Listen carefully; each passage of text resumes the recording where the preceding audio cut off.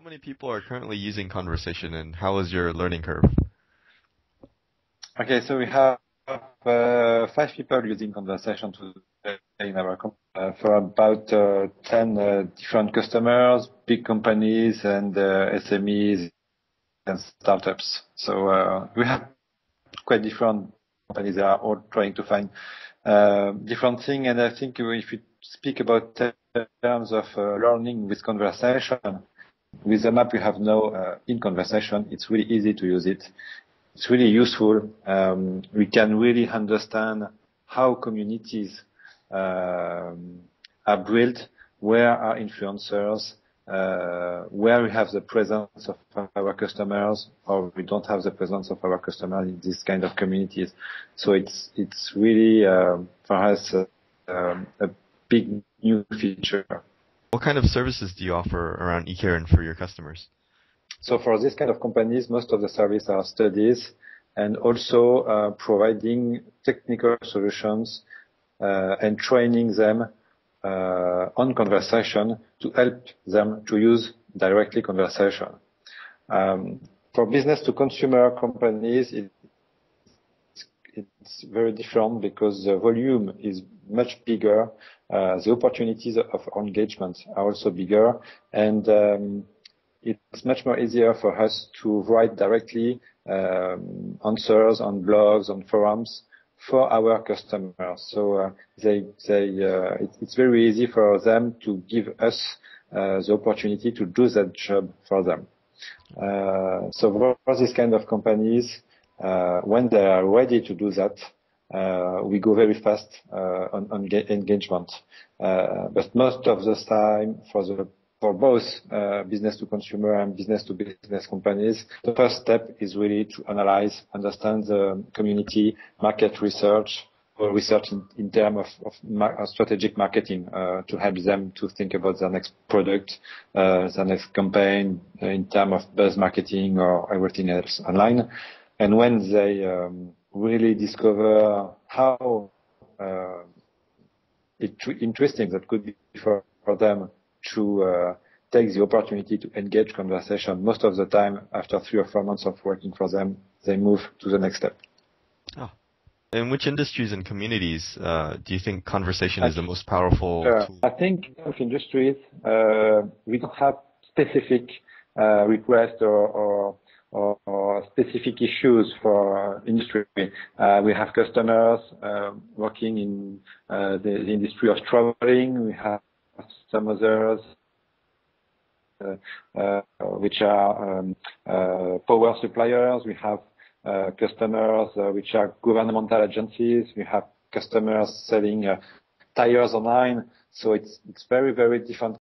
APEC is a big governmental agency here in France, which work is to try to help people to find a job.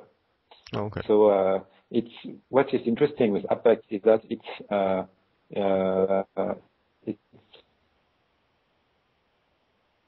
an association, so it's not a privately held company, but they have very, very big competitors, which are privately held companies like Monster or many others here in France. And so it was very interesting to work with them because this was a competition. We won the competition against 10 other agencies because we had conversation. That was very important for us because in their brief, what they wanted was first to listen and to understand what social web could help them in their business. And at that time, they already asked in the first brief to have a tool to help them to engage conversation. So they had this idea in mind, but they found no one who would be able to give them the ability to listen to a community and also to engage conversation. Ah.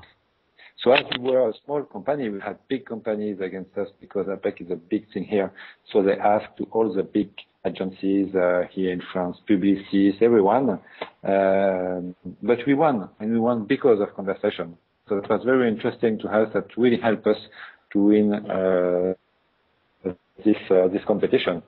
That's and it's about 4 months now we are working with them. and the moment of truth is arriving because they decided to engage conversation. Now we found some experts who will engage conversation also online. So you have two different type of engagements. The experts who will engage under their own name, and APEC we will engage under the name of APEC, and we will see how all the things are going to work here. I think that will be quite interesting. Did conversation change your company's reputation in the marketplace? It sounds like it did. Yes, because we will change the baseline of the company, and as we were a PR agency first, today we call us global reputation agency. We keep PR, and you have no online reputation management, and we try to work both together, because what we can see today is that our customers also are trying to have only one company in charge of these kind of issues. And we see another big move which is interesting to work, and I'm sure about that, is that what we are doing here in terms of engaging conversation is really useful in terms of SEO. And so we are also trying to propose to our customers a full range of service, including SEO, including PR, and including online reputation management, all in one, like a package. Many different companies say that they are able to manage reputation online, but in fact they are just doing Google alerts and just using some tools to try to understand what people are saying online. But it's not what we call here on reputation management. You really need a tool to do that if you want to deliver good services to your customers. Oh, great. Okay. Well, that's all the questions that I have for you today. Don't hesitate to use this interview to try to convince other agencies outside France, and they can contact us because we have business to do with them. So definitely, you are welcome. Definitely, will do. Thank you for your time, and good luck. Thank you very much. All right. Thank you. See you soon. See you soon. Bye-bye. Bye.